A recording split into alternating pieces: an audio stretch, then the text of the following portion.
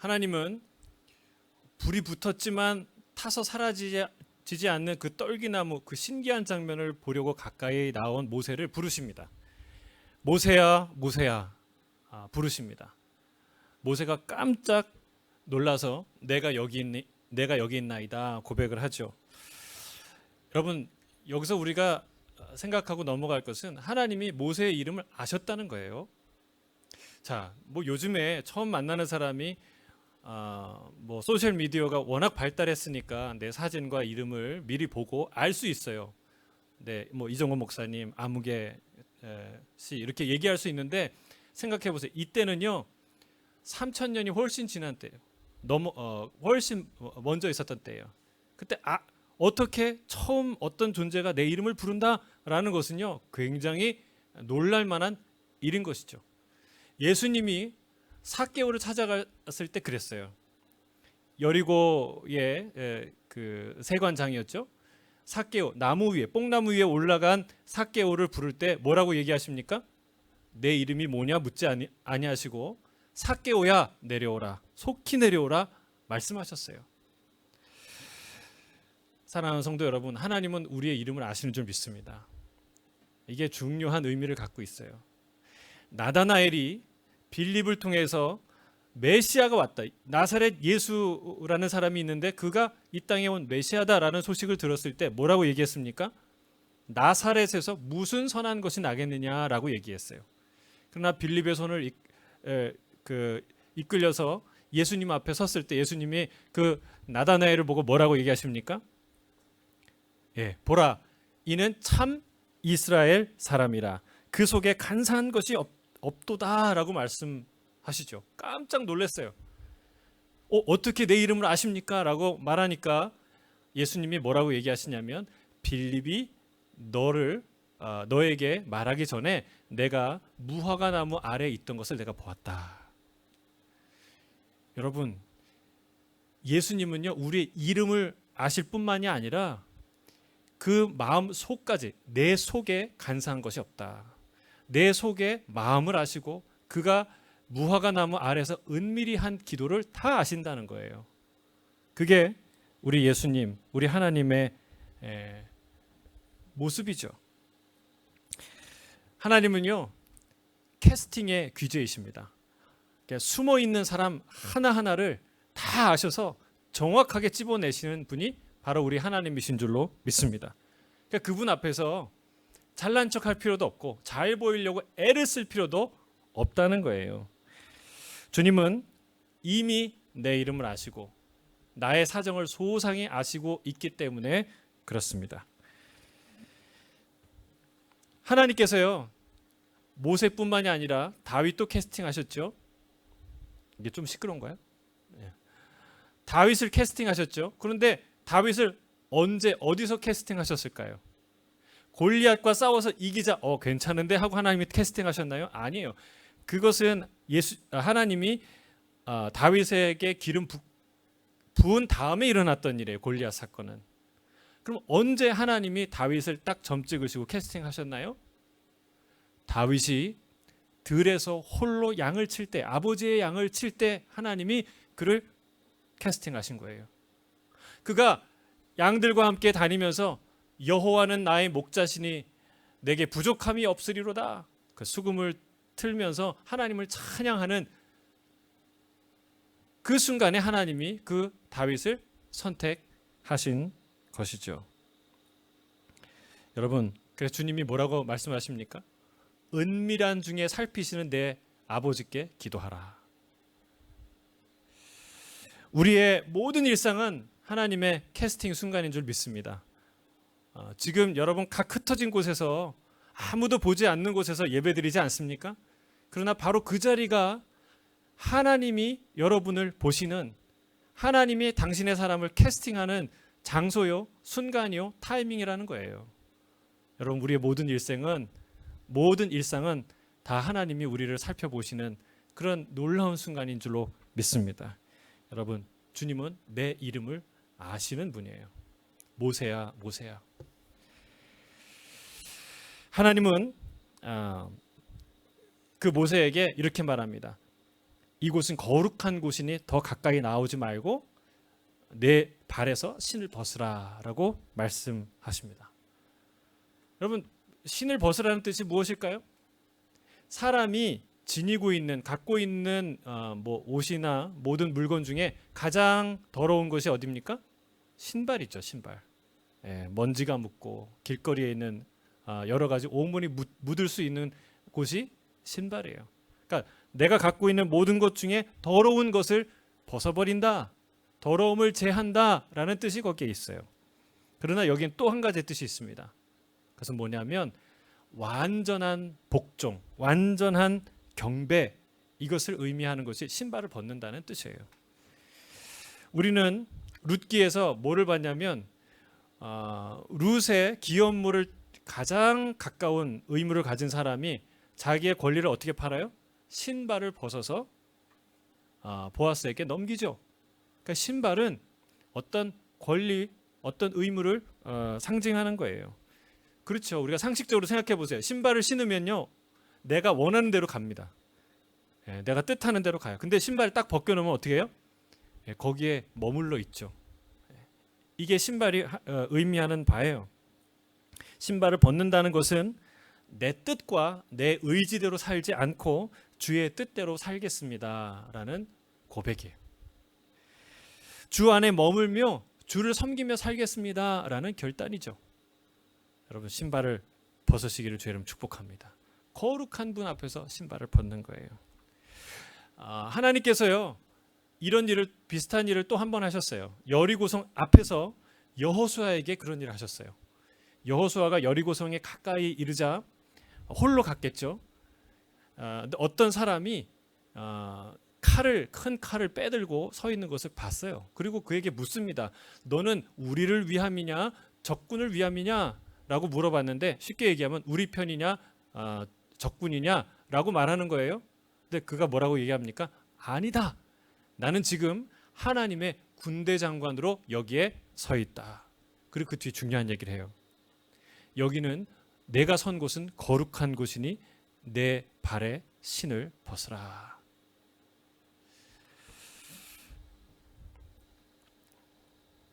사랑하는 성도 여러분, 우리가 여기서 알 수 있는 것은 두 가지예요. 첫째는 거룩한 곳이란 깨끗한 곳, 어떤 특정한 곳, 그런 곳이 아니라 거룩한 분이 임재하는, 계신 곳이 바로 거룩한 곳이다 라는 사실입니다.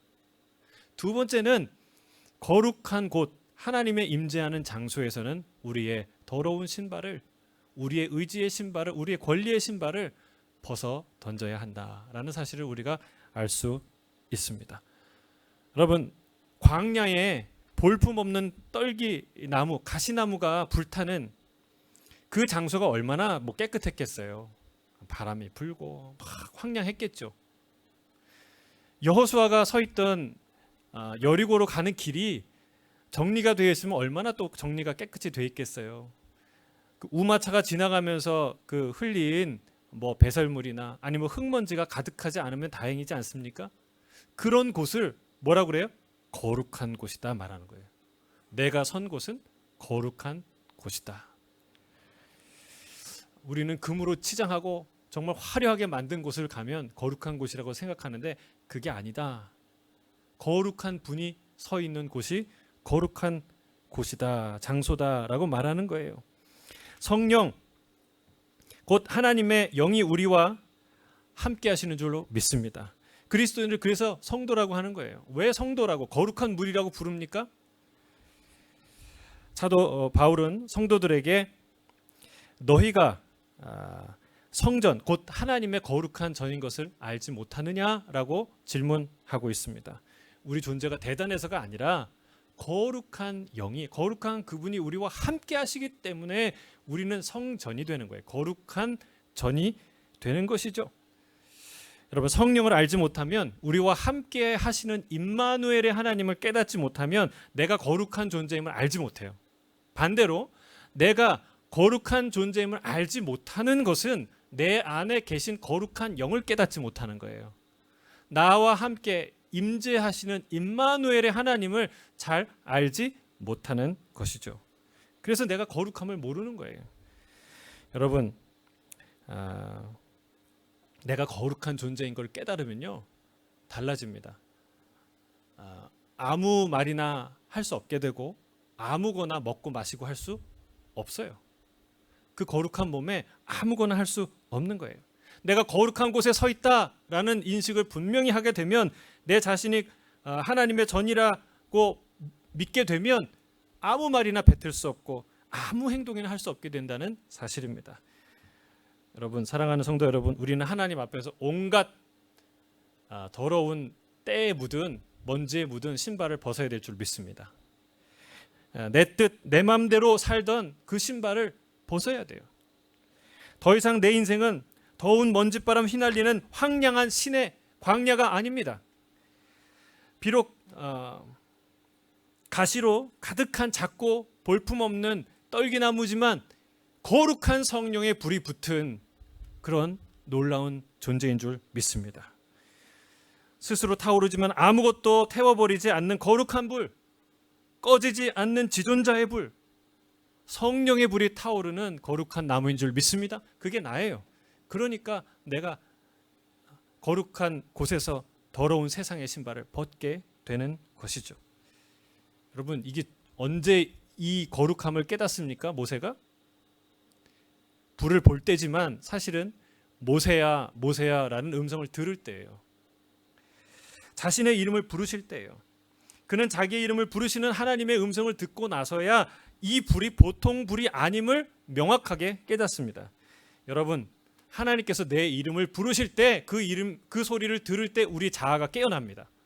저는 내 이름을 부른 이종호 목사의 이름을 부르는 게 아니고 어떤 선교사의 이름을 부르는 게 아니라 김집사, 박집사, 김권사, 이장로 그런 사람의 이름을 부르는 게 아니라 내 이름을 부르시는 그 음성을 듣게 되기를 바랍니다. 그 이름을 들을 때에 내가 비로소 깨닫게 되는 거예요.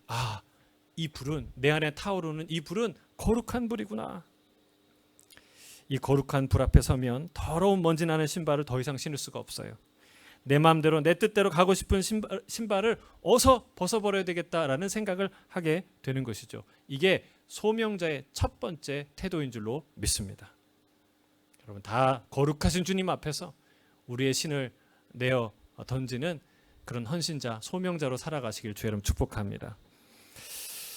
하나님이 그에게 뭐라고 말씀하시냐면 이렇게 얘기해요.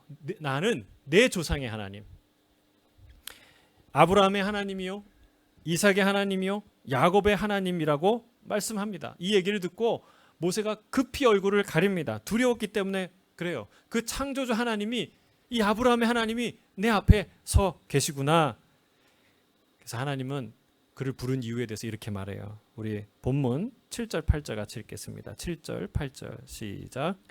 여호와께서 이르시되 내가 애굽에 있는 내 백성의 고통을 분명히 보고 그들이 그들의 감독자로 말미암아 부르짖음을 듣고 그 근심을 알고 내가 내려가서 그들을 애굽인의 손에서 건져내고 그들을 그 땅에서 인도하여 아름답고 광대한 땅, 젖과 꿀이 흐르는 땅, 곧 가나안 족속, 헷 족속, 아모리 족속, 브리스 족속, 히위 족속, 여부스 족속의 지방에 데려가려 하노라.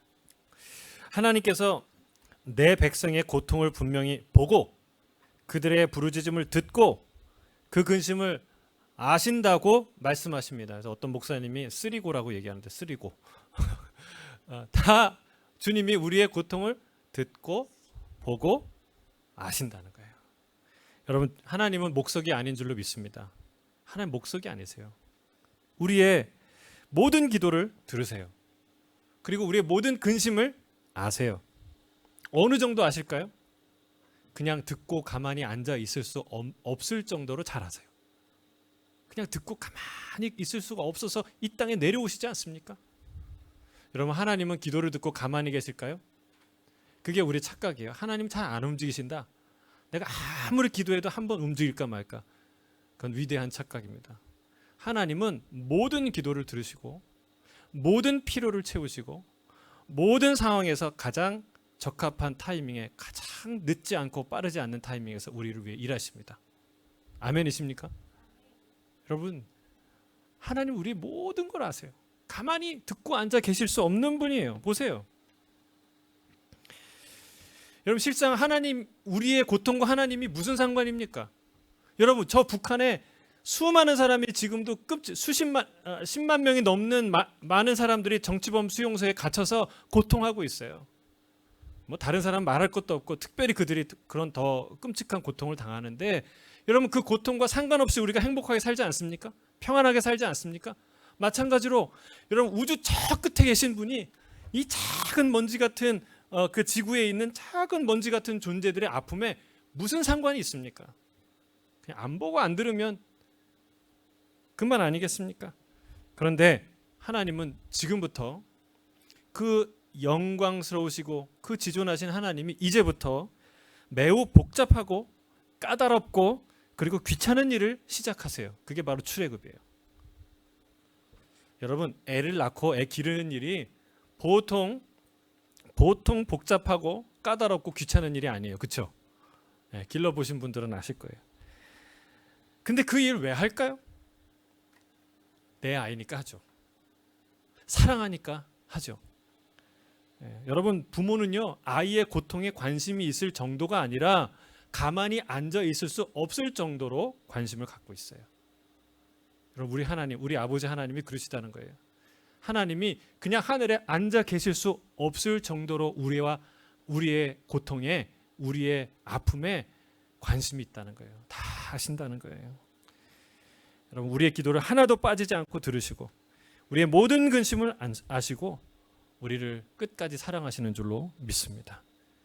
그래서 여러분 하나님이요 이 땅에 내려오시는데 무턱대고 내려오시는 게 아니라 하나님은요 계획을 갖고 내려오세요. 우리를 향한, 나를 향한 아주 선한 놀라운 계획을 갖고 내려오세요. 다윗이 뭐라고 고백합니까? 나를 향한 하나님의 생각은 모래알보다 많다. 저 하늘의 별보다 많다. 얼마나 생각이 많으시면 그렇겠어요.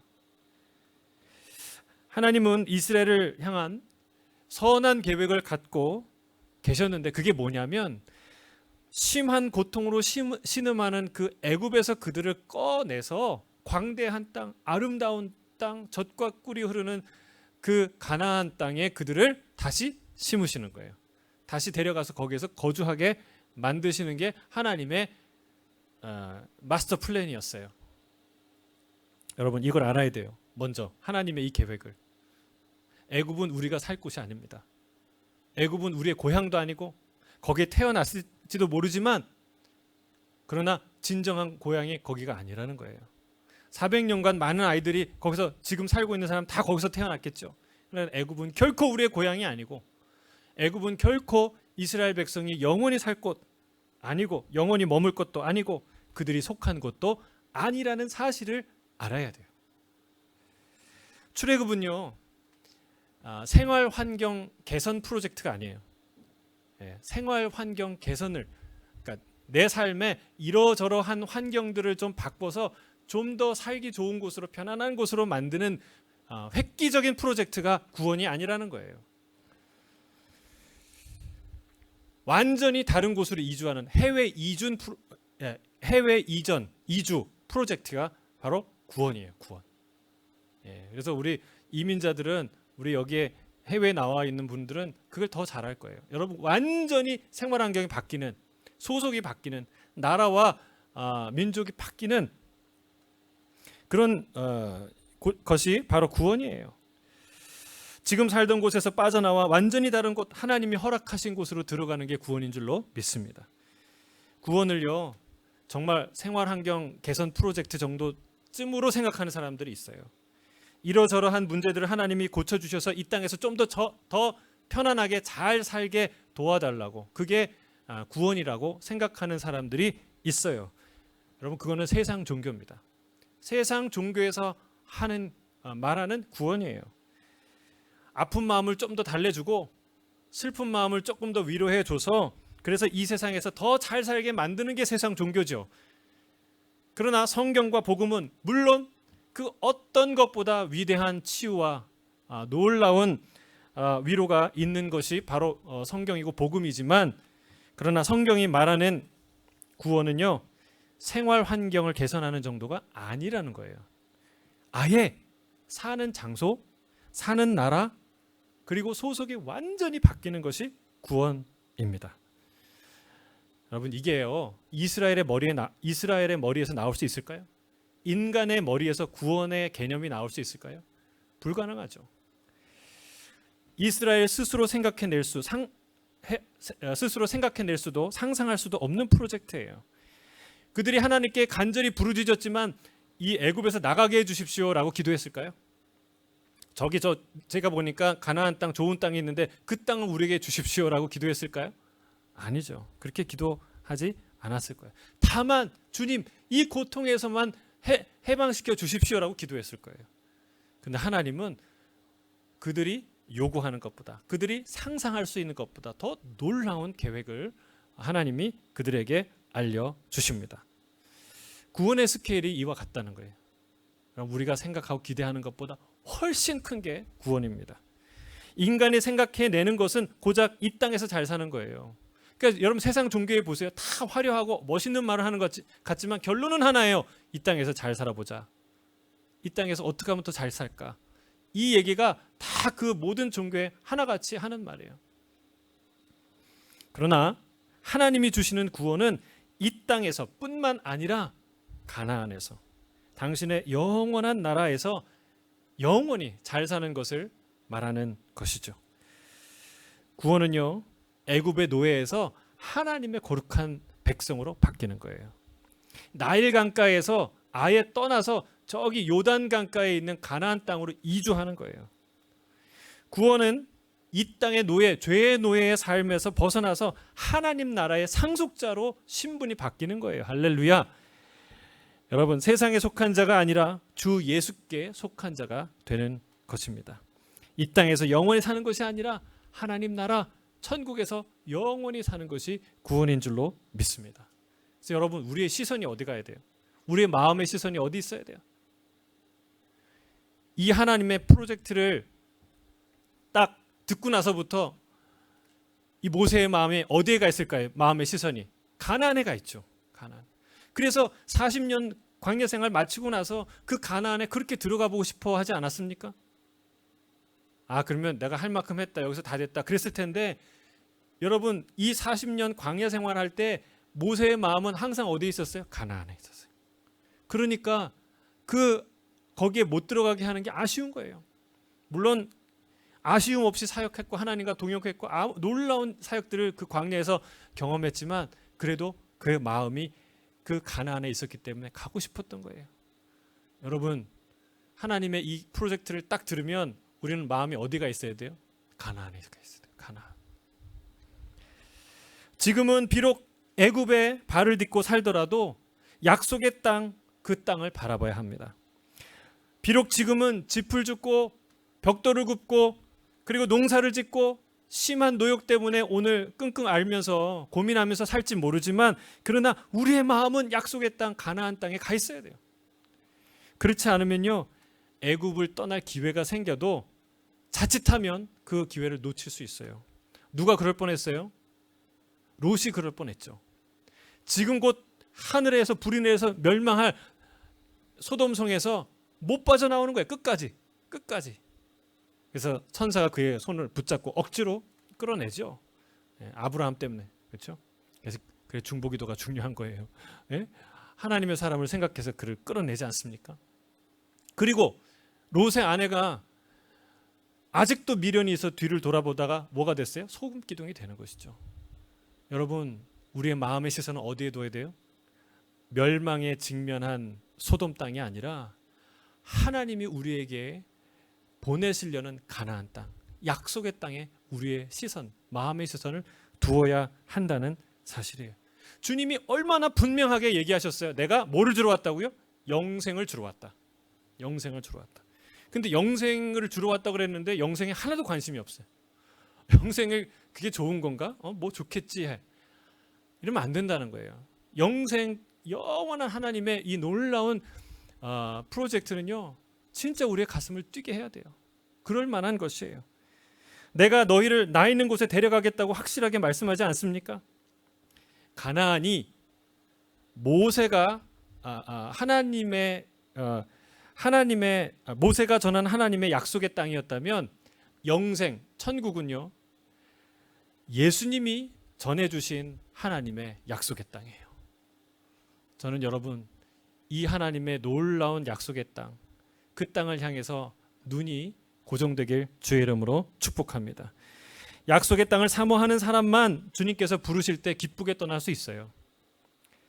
미련 없이 가벼운 마음으로 떠날 수 있습니다. 저는 이게 준비 안 된 분을 참 많이 봐요.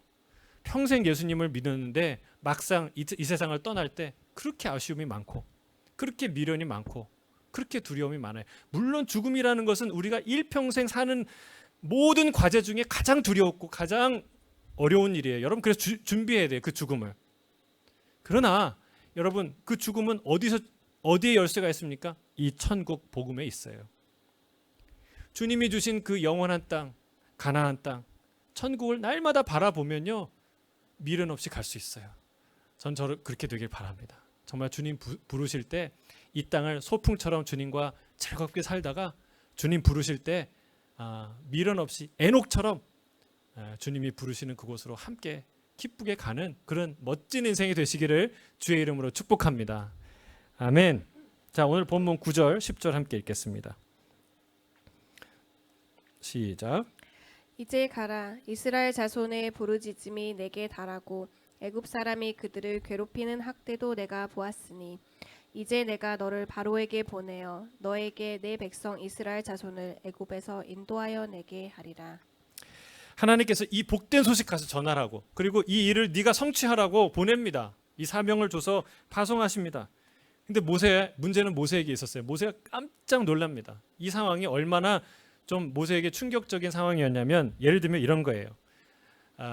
이 맨날 지나가던 사람 역할을 하는 그 무명의 배우, 그 배우에게 세계 최고의 영화 감독이 정말 역대급 뭐 수천억을 들여서 만드는 그 영화의 주인공으로 그 사람을 캐스팅하는 거예요. 당신 그 영화 배우 주인공 하지 않을래? 해야 되겠어. 앞으로 하세요. 이렇게 얘기를 하는 것과 똑같다는 거예요. 그래서 깜짝 놀라서 모세가 이렇게 답을 합니다. 11절이에요. 11절 함께 읽겠습니다. 시작. 모세가 하나님께 아뢰되 내가 누구이기에 바로에게 가며 이스라엘 자손을 애굽에서 인도하여 내리이까. 할렐루야 해야 되지 않습니까? 감사합니다. 나를 불러주셔서 내가 이 시간을 기다렸습니다 해야 되지 않습니까? 그러나 그는 내가 누구이기에 바로에게 가고 내가 누구이기에 이 백성을 하나님의 백성을 인도할 수 있겠습니까? 라고 얘기해요. 근데 여기서 우리가 두 가지를 생각할 때 첫 번째는 먼저 모세가 솔직하게 하나님 앞에 자기의 생각을 토로했다는 거예요.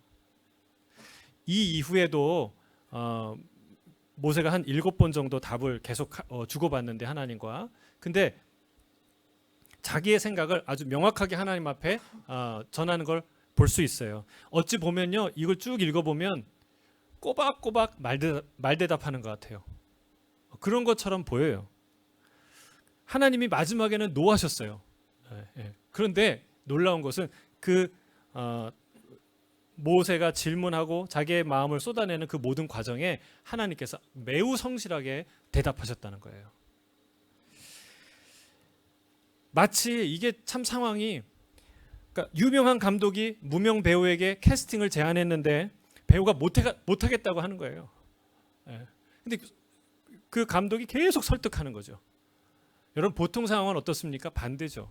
배우가 어떤 역할에 욕심이 있으니까 감독 앞에서 열심히 자기를 드러내고 얘기하고 설득하지 않습니까? 근데 반대예요, 반대. 그 캐스팅 됐어요. 그런데 하나님이 열심히 그를 설득하세요. 여러분 분명한 건 한 가지예요. 모세가 여기서 질문하지 않았다면 자기의 속마음을 얘기하지 않았다면 여기에서 대화는 멈췄을 거예요. 하나님이 가라라고 얘기했으니까 네 그리고 가면 돼요. 근데 그가 아니 제가 누군데 거길 갑니까? 라고 반문하지 않습니까? 이 마음의 고백 때문에 그 다음에 하나님이 대화를 통해서 뭘 알려줘요? 나는 여호와 하나님이다 라는 우리 다음 시간에 우리 살펴볼 텐데 하나님의 이름을 알려주세요.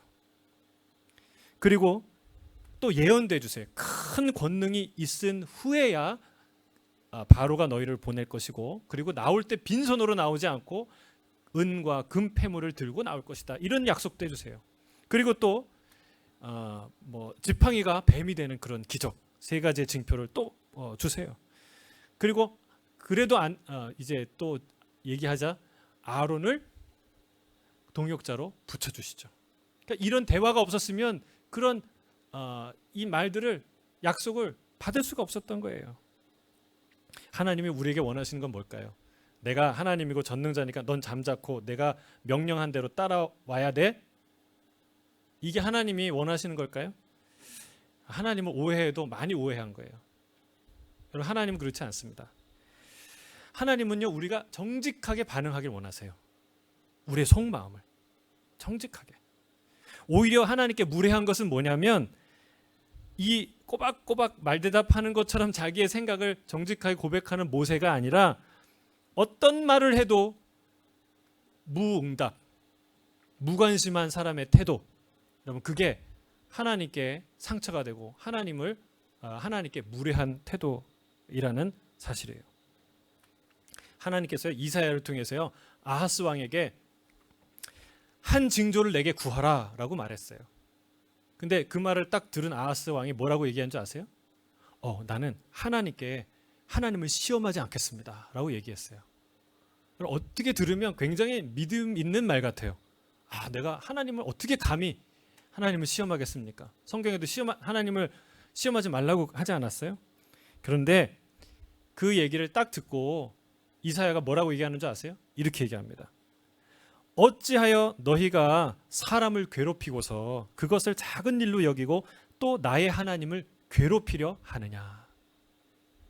여러분, 진짜 하나님의 마음을 괴롭히는 것은 하나님 앞에 솔직히 내 마음을 쏟아놓는 게 아니라 아무 말도 하지 않고 아무 반응도 하지 않고 무관심한 태도, 무반응한 태도는 하나님을 괴롭히는 태도라는 사실이에요. 여러분, 하나님을 진짜 괴롭힌 사람은 말대답하는 것처럼 보이는 모세가 아니라 그 어떤 말씀을 들어도 아무 대꾸도 없었던 이스라엘이요, 하나님을 시험하지 않겠다고 말하는 아하스예요. 그들도 제사 드렸겠죠. 그들도 기도했겠죠. 그러나 진짜 하나님이 그에게 말을 걸어오시자 못 들은 것처럼, 안 들은 것처럼, 또 다 아는 것처럼, 다 순종할 것처럼 아무 말도 하지 않고 그 자리에 있지 않습니까? 여러분, 그게 진짜로 하나님을 힘들게 하는 사람들이라는 사실이에요. 하나님을 진정 경외하지 않는 사람, 순종할 생각이 없는 사람은 특징이 있어요. 반응이 없다는 거예요. 반응이 없어요. 그 반응이 형식적입니다. 욥을 보세요. 욥은 세 친구가 번갈아 가면서 그렇게 비난하고 조롱하고 정죄하지 않습니까? 그러나 포기하지 않아요. 가만히 있지 않습니다. 끝까지 하나님 앞에 반응하며 그 고난에 반응하며 나갑니다. 자신의 마음과 생각을 토로합니다. 하나님께 질문하고 탄원하고 호소하고 간구하기를 그치지 않아요.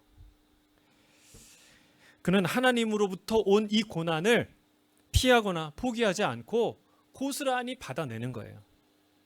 반응하고 있었던 거예요. 정직하게.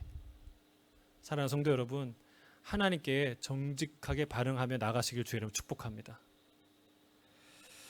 모세처럼, 욥처럼 우리는 그의 부르심과 말씀에 정직하게 반응해야 될 줄로 믿습니다.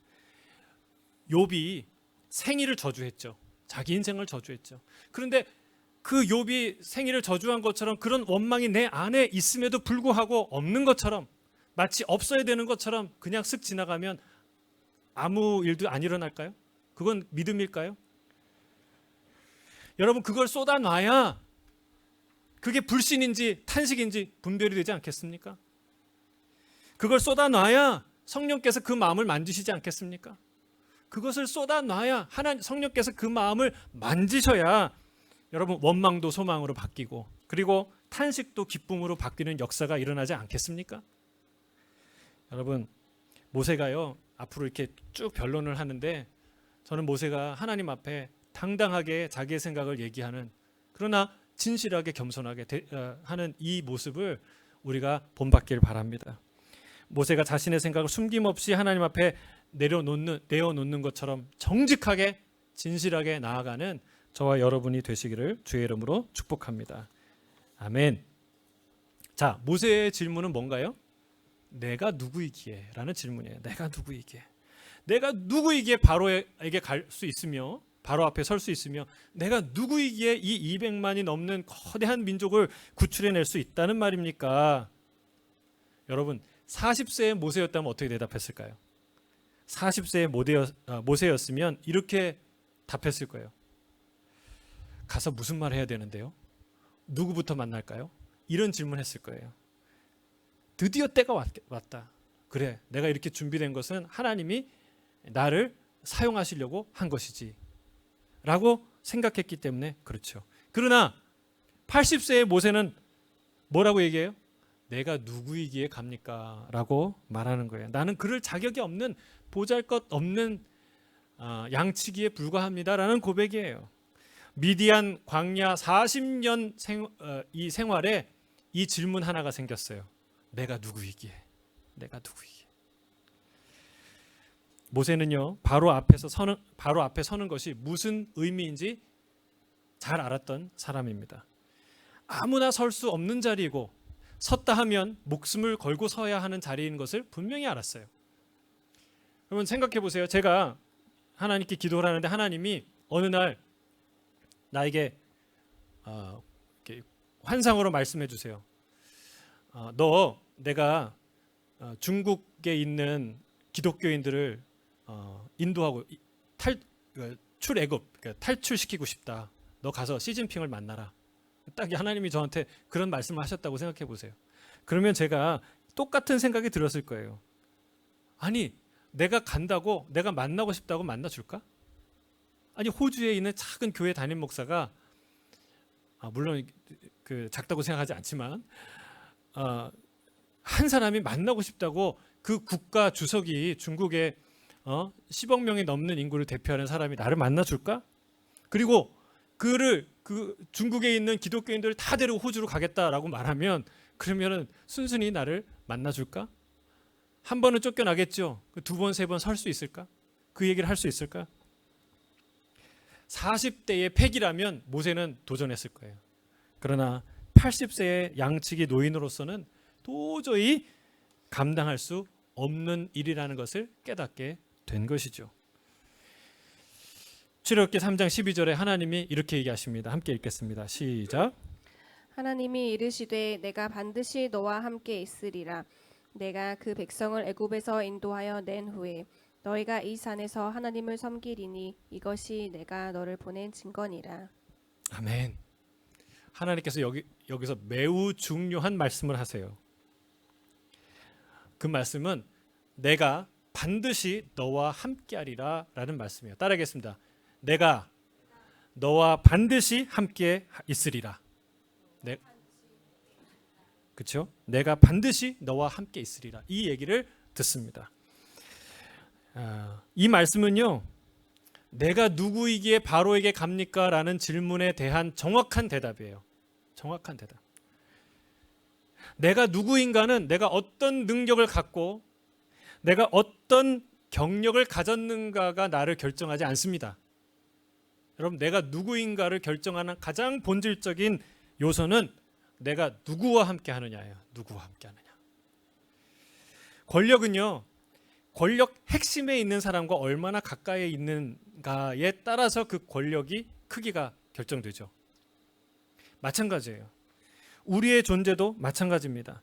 누가 하나님과 가까이 있느냐에 따라서 그 사람의 존재 가치가 결정돼요. 개인의 인물이나 능력이나 세상 권력자의 친분이 그것을 결정할 수 없다는 사실입니다. 가끔 예전에 있는 그 교회에서 기업의 어떤 이렇게 오너나 사장이나 이렇게 되시는 분이 신방을 요청하거나 아니면 이제 그 원우 뭐라고 그러죠? 기독교 이 모임에 예배를 인도해 달라고 부탁할 때가 있어요. 그럼 거기에 가면은요.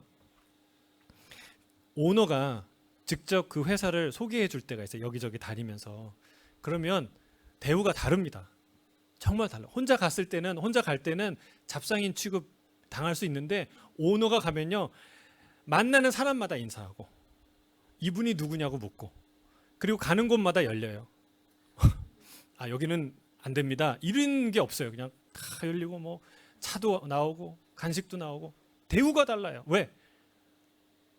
오너의 사장의 최고 리더의 초청을 받은 사람이니까, 함께 있는 사람이니까 그렇다는 거예요.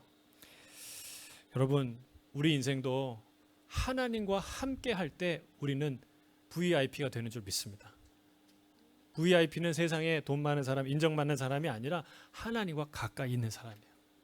하나님이 함께 하시는 사람이에요. 어떤 면에서 보면요, 사탄은 우리보다 훨씬 우월한 존재예요. 그렇죠? 그럼 많은 능력이 우리에게 없는 능력이 있어요.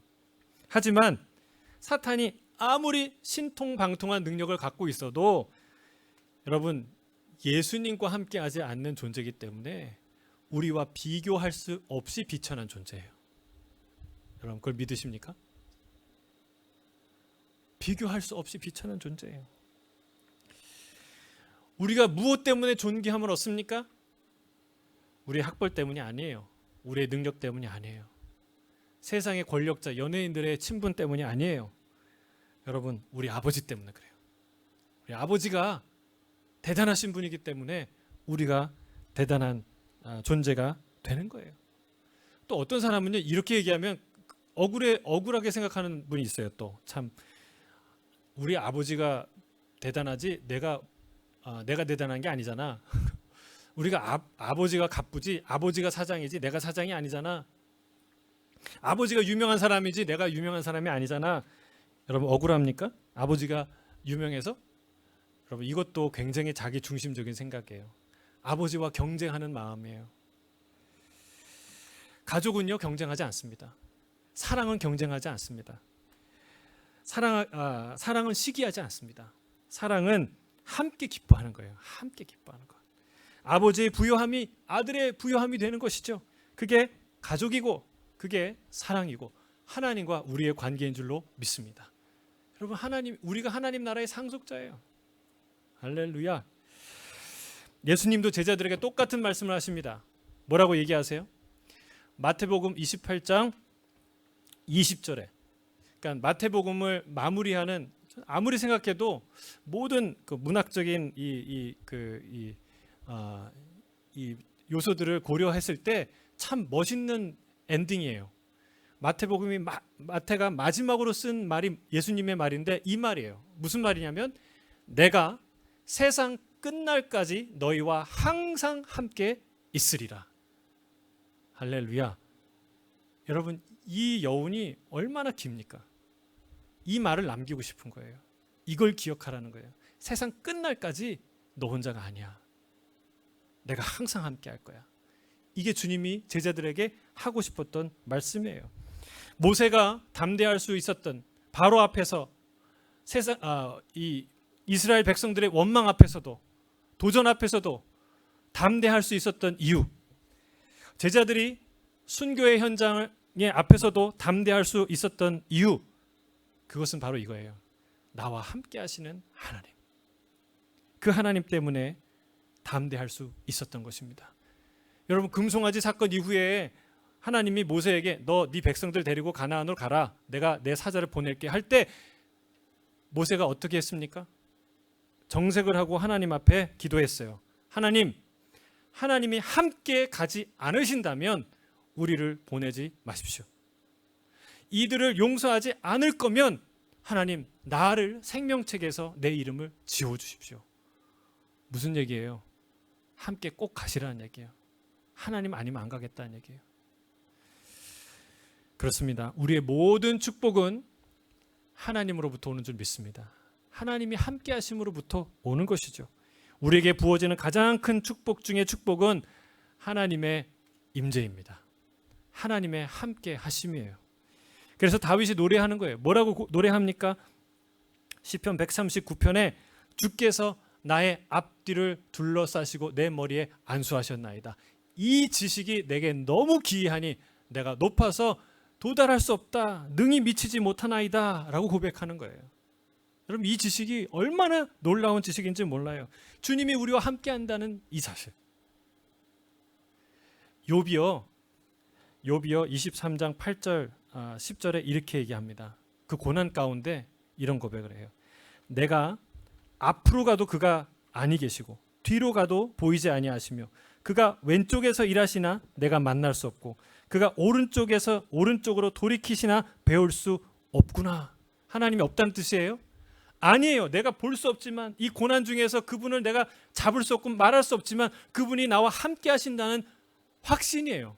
어떻게 할 수 있어요? 그 다음 절에 이렇게 고백합니다.